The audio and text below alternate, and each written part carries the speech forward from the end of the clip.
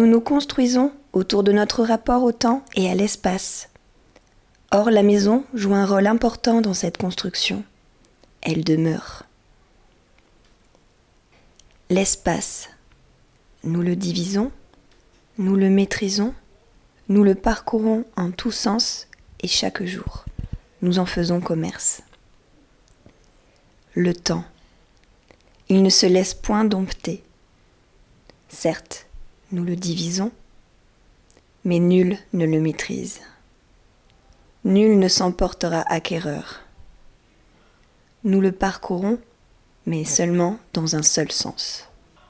Et il ne nous laisse pas le choix de ne pas le parcourir. Le temps. Que ferions-nous sans lui? Que serait-il sans nous? Tel Shiva, il nous invente et nous détruit. Sans le temps, vide et immobilité. Sans le temps, nulle musique.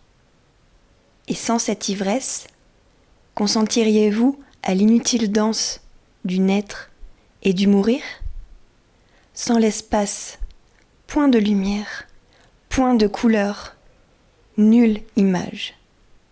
Dans l'incompréhensible soupir de notre condition, nous inscrivons notre démence.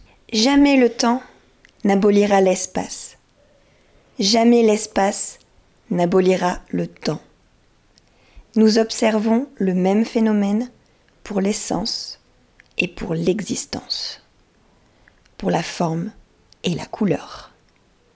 Pourtant, nous concevons des formes indépendamment des couleurs. De la sorte, une semblable vêture peut exister en différents coloris. La maison se confond avec le moi.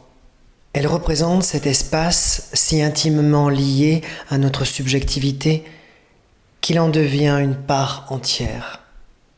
La possession d'une maison s'avère indispensable au développement psychique. Elle incarne l'éternité.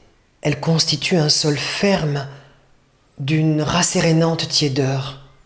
Une maison s'acquiert pour l'éternité. La plupart des objets viennent à mourir après quelques années.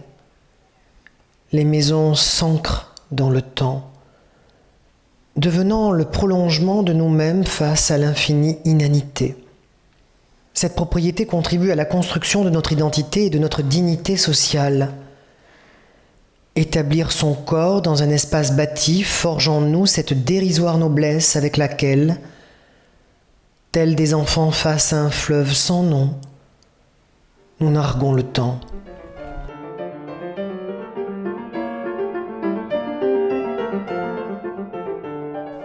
Malgré leur éternel hymen, le temps et l'espace évoluent selon des modalités différentes. La plus féconde des métaphores pour décrire ce phénomène me semble celle de la polyphonie de Bach. Chaque voix évolue selon sa propre mélodie.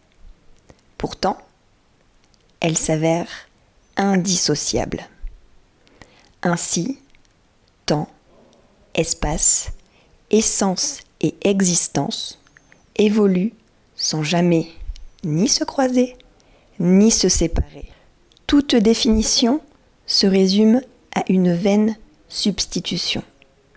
De l'inconnu vers un autre inconnu. D'un mot vers un autre mot. Nulle cause finale pour expliciter ce désordre. Cultivons l'humilité. Suspendons ce chemin potentiellement infini. Jamais le monde ne se définira de lui-même. Nulle définition du temps.